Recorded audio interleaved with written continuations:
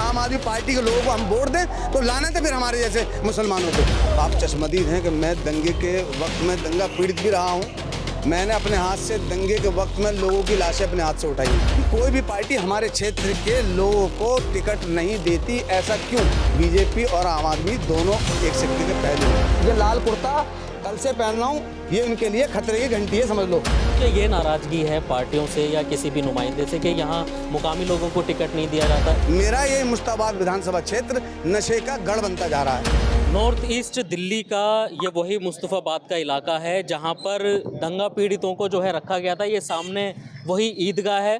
यहाँ पर जो दंगा पीड़ित लोग थे जितने भी, उन सबको यहाँ पर उस वक्त रखा गया था जब ये दंगा प्रभावित जितने भी लोग थे। ये वही ईदगाह का एरिया है और यहीं पर जो दंगे के पीड़ित थे वो सब यहीं पर ही रुके हुए थे। सबको जो सहूलतें थी खाने की, पीने की, और जिनके घर जल गए थे, दुकानें जल गई थी, सबको यहीं पर ही रखा गया था और यहीं से जो है उनको सारी सहूलतें दी जा रही थी। उस वक्त यहाँ के जो मुकामी लोग थे मुस्तफ़ाबाद के, यहाँ उन्होंने बहुत लोगों की मदद की। आज चुनावों के साथ में हम उसी लिए जो है यहाँ पर ये जानने की कोशिश कर रहे हैं कि यहाँ पे चुनावी माहौल क्या चल रहा है और वो किस पार्टी को जो है समर्थन दे रहे हैं, क्योंकि आम आदमी पार्टी जो है उस वक्त यहाँ पर अपने कैंप लगाए हुए थी। दिल्ली वक्फ बोर्ड के जरिए भी जो है यहाँ पर कैंप लगाए गए थे और तमाम तरीके की सहूलतें थी। अब इलेक्शन का माहौल चल रहा है, दिल्ली दंगों का जो है वो जिक्र लगातार जो है वो किया जा रहा है क्योंकि ताहिर हुसैन को टिकट दिया है MIM पार्टी ने, तो तब से जो है ये चर्चा और तेज़ हो गई। एक बार फिर दोबारा दिल्ली दंगों का जिक्र जो है वो छिड़ रहा है। यहाँ पर मुकामी लोग भी हैं मेरे साथ और जिन्होंने दिल्ली दंगों में काम किया, यहाँ पर लोगों को मदद दी अपनी भी, वो भी मेरे साथ मौजूद है, सूफी सागर साहब, और वो अब अपनी पीस पार्टी से इलेक्शन भी लड़ रहे हैं। सागर, ये बताओ ऐसी क्या ज़रूरत आन पड़ी जो तुम भी मतलब इलेक्शन में खड़े हो गए वोट काटने के लिए? वाजिद भाई, सबसे पहले तो मैं आपको सलाम पेश करता हूं और तमाम मुश्ताबाद की इलाके की जनता को मैं अपना पुरखलूस सलाम पेश करता हूं। रहा सवाल का क्या ज़रूरत पेश आ गई, देखिए आप जैसा भी आपने बोला और आज आप चश्मदीद हैं कि मैं दंगे के वक्त में दंगा पीड़ित भी रहा हूँ। मैंने अपने हाथ से दंगे के वक्त में लोगों की लाशें अपने हाथ से उठाई हैं। अभी आपने दिखाया कि ये ईदगाह में आम आदमी पार्टी द्वारा किस तरह से वक्फ बोर्ड के द्वारा लूट खसोट की गई, सब जग जाहिर है, आप भी जानते हैं। लास्ट टाइम में जब ये ईदगाह पीड़ित कैंप खाली करा जा रहा था तो हाजी यूनुस उस वक्त के विधायक कह रहे थे कि इनके मार के बाहर निकालो, 500 रुपये दो और मार के बाहर निकालो। हालांकि तीन हज़ार रुपये बोला गया था, लेकिन 3 हज़ार नहीं, सिर्फ 500 रुपये, वो भी 500 रुपये कुछ लोगों को मिले हैं। और वो ऐसे नहीं बोल रहा हूँ, वो ऑडियो मेरे पास आज भी हाजी साहब की मेरे पे मौजूद है, मेरे पास कहोगे तो मैं दिखा दूंगा। और वक्फ बोर्ड ने जो किया, मेरे ऊपर एक FIR भी करवाई गई थी, जो वक्फ बोर्ड चेयरमैन ने जो यहाँ टीम लगाई थी, मैं नाम नहीं बोल रहा हूँ, फिरोज नाम था शायद, जो भी है। हाँ, तो बाकी वो FIR किस लिए कराई? कि मैं उनकी हरकतों को रोक रहा था। हरकतें क्या थी कि जैसे मैं नहीं, यहाँ के कुछ लोग हैं, उनसे भी पता करना। एक फॉर्म इशू किया गया था जिसमें लिस्ट लिखी हुई थी कि आपको गद्दा दिया गया, आपको चप्पल दी गई, आपको सिलेंडर दिया गया, आपको चद्दर दी गई, ठीक है जी। उस फॉर्म में सारा कुछ दे दिया गया, ये जाहिर कर दिया गया। बाद में वो सब चीज़ ले ली गई, ठीक है जी। उसके बाद में वक्फ बोर्ड, हालांकि ईदगाह जो है हमारे इलाके का एक बहुत बड़ा स्पेस है, मरकज़ है, तो यहाँ के लोगों को जिम्मेदारी देनी चाहिए, मकामी लोगों को, लेकिन वक्फ बोर्ड ने यहाँ के अपनी काबिज कर दी और यहाँ विधि बेटियों के साथ में और वैसे बहुत सारी बातें थी, इसलिए मैंने उनके खिलाफ अपनी आवाज़ को उठाया था। तो उस टाइम पे तारकेश्वर SHO थे, मेरे खिलाफ यहाँ FIR हुई थी। तो महमूद पराचा साहब की बहन थी, वो मेरे सपोर्ट में खड़ी थी, मैं सही था इसलिए मेरे साथ में वो खड़ी थी। अच्छा, अब हाजी यूनुस से जो नाराज़गियाँ थी यहाँ पर, जो आम आदमी पार्टी के विधायक रहे हैं, जो भी उनकी कारकर्दगी रही, उन्होंने दंगे जो है रोकने में कोई मदद नहीं की, या जो भी जैसे आप बता रहे हैं सारी चीज़ें, उनका अब तो टिकट काट दिया गया। अब दूसरा जो है नया चेहरा लाया गया है यहाँ पर आदिल खान के रूप में, तो उनको समर्थन देना चाहिए ना। आप खुद खड़े हो गए, इस पर सवाल उठ रहे हैं। मैं समर्थन दूँ? जनता को देना चाहिए ना। आप भाई देखो, मेरा तो सवाल ही पैदा नहीं होता कि बीजेपी और आम आदमी दोनों एक सिक्के के पहलू हैं। मैं समझ गया हूँ जल्दी, इंशाल्लाह ये कौम भी समझेगी और समझेगी, मुसलमान भी, इस क्षेत्र के मुसलमान भी समझेंगे। अभी कल की आपको खबर बता दूं, बाबा साहेब भीमराव अंबेडकर के संविधान ने हमें संवैधानिक हक दिया है कि हम चुनाव लड़ सकते हैं, ठीक है जी। परसों की खबर है कि पंजाब सरकार में भीमराव साहब की मूर्ति को तोड़ा गया है। तो जिस के कलम की वजह से हम लोग इस खासकर मुसलमान लोग इस हिंदुस्तान में, आज के हिंदुस्तान में जो सांस ले रहे हैं सुकून की और चैन की, तो उस बाबा साहब अम्बेडकर साहब की कलम की वजह से अल्लाह ने एक ऐसा शख्स पैदा किया था।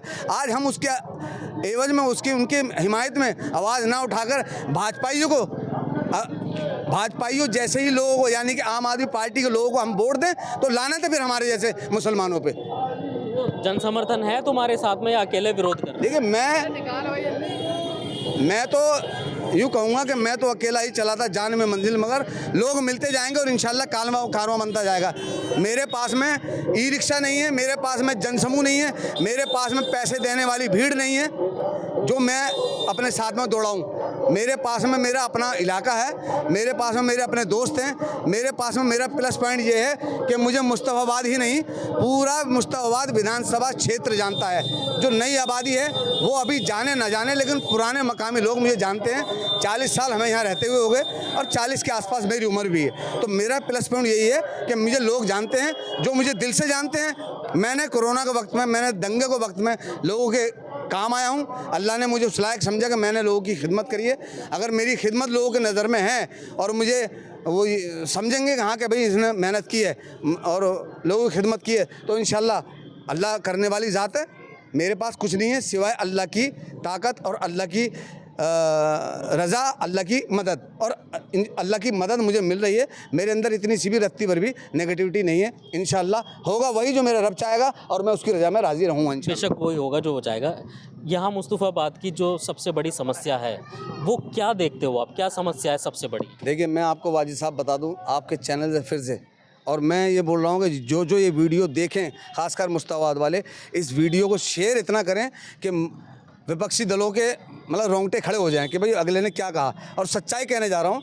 देखिए जो भी हमारे सबसे मुस्तफ़ाबाद की बड़ी बदकिस्मती रही है कि हमारे मुस्तफ़ाबाद में सब कुछ है, पैसा भी है, लोग भी हैं, पढ़े लिखे लोग भी हैं और समझदार लोग भी हैं, लेकिन कोई भी पार्टी हमारे क्षेत्र के लोगों को टिकट नहीं देती। ऐसा क्यों? विधायक की टिकट कोई भी नहीं देती, कोई भी पार्टी, ऐसा क्यों? बाहर का कैंडिडेट उतार के भेज देते हैं। मैं वाहिद ऐसा बंदा हूँ, आज मैं अपने होश में बता रहा हूँ कि जब से मैंने होश संभाला है, शायद राजनीति को समझाऊँ या समाज सेवा को समझाऊँ, तब से मैं ये देख रहा हूँ कि पहली बार विधानसभा का टिकट मैं लाया हूँ इलाके का। बाहर के लोग आ रहे हैं, क्या वजह है इसकी? क्या हमारे लोग हाजी यूनुस यहाँ के नहीं थे क्या? अरे मेरे सर, हाजी यूनुस भी नहीं है टाइम से यहाँ सर, वो यहाँ विधायक बन के फिर तो रहना पड़ेगा। उससे भाई विधायक लक्ष्मी नगर के हैं, सभी जानते हैं। मैं क्या, उससे पहले हसन अहमद साहब थे, वो अलग हैं, सब जानते हैं। मैंने उससे अब ये जो आदिल भाई को थोपा जा रहा है वो भी यहाँ कहाँ रह रहे हैं, कहाँ रह रहे हैं बताओ? 1.5 साल से तो अगर वो यहाँ अपना मकान दिखा दें, मैं आज ही अपने सरेंडर कर दूंगा और उनके हक में कर दूंगा। अगर वो अपना मकान यहाँ दिखा दें, 1.5 साल पहले भी रजिस्ट्री दिखाने से किसी भी मकान की अपने नाम से, पावर टोनी बननी है वो अलग बात है, लेकिन अगर वाकई में रजिस्ट्री दिखा देंगे मैं आज ही सरेंडर कर दूंगा उनके हक में। तो क्या ये नाराज़गी है पार्टियों से या किसी भी नुमाइंदे से कि यहाँ मुकामी लोगों को टिकट नहीं दिया जाता, इसलिए मतलब तुम सामने आए? नाराज़गी ये भी है, प्लस सबसे बड़ी नाराज़गी ये है कि ये जो सारे खड़े हैं, एक बार कैमरा घुमाओ, क्या सारे इस क्षेत्र के ही है ना, घुमाओ जरा एक बार। अब इस क्षेत्र की परेशानी को सिर्फ ये जानते हैं और मैं यहाँ का रहने वाला हूँ, तो इस क्षेत्र की परेशानी को मैं जानता हूँ। भाइयों सही कह रहा हूँ गलत कह रहा हूँ? मैं ही जानता हूँ। यहाँ तो उनके साथ में भीड़ है वो नहीं जानती क्या? वो कहीं बाहर से आए हुए? जब ये लोग जाग रहे हैं तो इंशाल्लाह वो भी जागेंगे। अभी उनको देखो, मैंने कहा ना कि मेरे पास में सिर्फ अल्लाह की ताकत है, मेरे पास पैसा नहीं है लोगों पे देने के लिए, मेरे पास लंगर नहीं चल रहा, देखो मेरा ऑफिस खाली है। अल्लाह की रज़ा मेरे साथ है, मुझे पता है मेरे रब मुझे मेरे हक में जो करेगा अच्छा करेगा। तो जहाँ पैसा चल रहा है, दावतें चल रही, वहाँ भीड़ भी होती है। मेरे पास तो कुछ भी नहीं है। अच्छा एक चीज़ और एक सवाल और है सागर भाई, अभी जैसे ताहिर हुसैन है, ताहिर हुसैन को टिकट दिया गया है यहाँ से, इसको किस तरह देख रहे हो आप? देखिए कुछ लोग, कल हमने पैदल मार्च किया और मेरे पैदल मार्च में महिलाएं भी थी, मर्द भी थे, और मैं कहता हूँ पैदल मार्च हमने बहुत लंबा किया। मैं उन औरतों को भी सलाम करता हूँ, उनकी हिम्मत को बहुत। तो कुछ लोग अबे यार वोट काटने के लिए खड़े हो गए, मुसलमान तो ऐसे ही हैं, मुसलमान तो वैसे ही हैं। चलो जी कोई बात नहीं, हमने उनकी बातों को शर्माते करते हुए, झुकाते हुए सर हम निकल गए। लेकिन मैं ये कह रहा हूँ कि असल में वोट काट कौन रहा है, समझने की बात तो ये है, असल में वोट काट कौन रहा है। अगर वाकई में लोग दिमाग रखते हैं तो पता लग जाएगा वोट कौन काट रहा है। रहा सवाल, ताहिर भाई अपनी जगह है, आदिल भाई अपनी जगह हैं, अली भाई अपनी जगह हैं, और बीजेपी के जो है बिस्सा वो अपनी जगह हैं। लेकिन अभी केजरीवाल और आदिल साहब के चिट्टे खोलने बाकी हैं, और मैं खोलूँगा अगर आपने मौका दिया। रहा सवाल यहाँ की दिक्कतों का, जो बाहर के लोगों को नहीं दिखती ना दिखी अब तक, जो पहले रहे विधायक। देखिए यहाँ पर जच्चा बच्चा केंद्र होना चाहिए, नहीं है।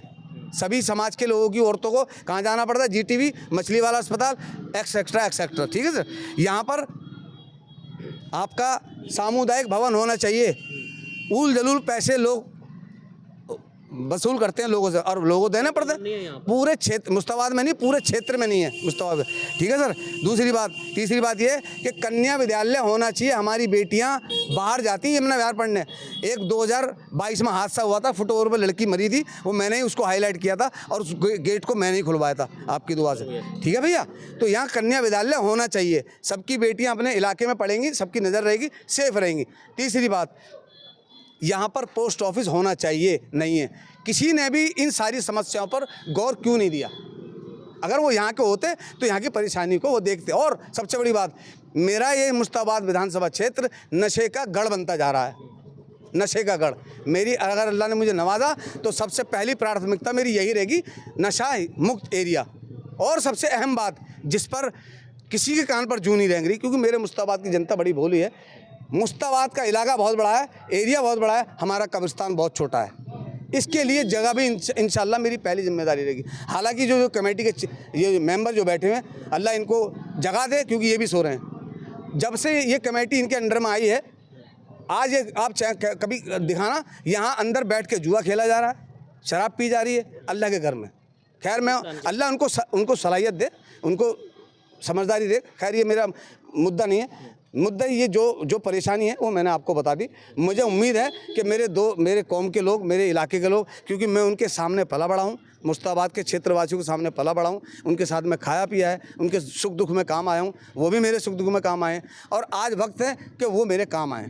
अल्लाह की ज़ात से मुझे उम्मीद है कि अल्लाह उनके जहन पलटेगा, और सब कुछ करने वाली ज़ात अल्लाह की है। अब जैसे बताया जा रहा है, मतलब ऐसा लोग बातें कर रहे हैं कि मतलब आप जो है बैठ जाएंगे, चुनाव नहीं लड़ेंगे, इस तरीके का क्या, मतलब ये लोगों की गलतफहमी है या फाइट में रहोगे? देखिए, मैं नौशाद अहमद नौशे नेताजी का लड़का हूँ, और मेरे नौशे वालिद साहब को इस इलाके के सबसे पहले नेता हैं वो। अगर वो बैठने वाले लोगों में से होते ना, तो आज ये 60 गज का मकान नहीं होता। सबसे पुराने नेता हैं मेरे वालिद साहब, और उन्हीं का खून मेरी रगों में बैठ रहा है। मैं अपनी मर्जी से अपने घर में बैठ जाऊं, डजन मैटर, बात अलग है, लेकिन किसी के बहकाए में आकर और पैसे का लालच में, सागर अकरम सागर तो बैठने वाला है नहीं। बिकॉज ऑफ मैं आर्टिस्ट हूं, और आर्टिस्ट भावनात्मक होता है, आप समझ सकते हैं। किसी की इतनी, मतलब अल्लाह मुझे जो करेगा, मैं अपने घर में बैठ सकता हूं, लेकिन किसी की धमकी से भी नहीं बैठूंगा इंशाल्लाह। देखिए, ये उन लोगों के लिए जो है तमाचा कह लीजिए, या एक चैलेंज कह लीजिए, या उनकी गलतफहमी कह लीजिए, जो ये बातें, और ये दिखा दीजिए एक बार। ये लाल कुर्ता कल से पहन रहा हूँ, ये उनके लिए खतरे की घंटी है, समझ लो। देखिए, लोकतांत्रिक देश है और संवैधानिक अधिकार है हर किसी को चुनाव लड़ने का भी, और अपनी मर्जी से किसी का भी समर्थन करने का, ये हर जो है संविधान इजाज़त देता है। लेकिन अब इसमें जो सागर ने यहाँ के मुद्दे बताए हैं, ये ईदगाह का, कब्रिस्तान का, और सबसे बड़ी जो वजह है वो ये है कि यहाँ मुकामी लोगों को कोई भी पार्टी आज तक टिकट क्यों नहीं देती विधायकी का। ये एक सबसे बड़ा सवाल है जो, और इनके अलावा और भी लोगों में नाराज़गी देखने के लिए मिल रही है।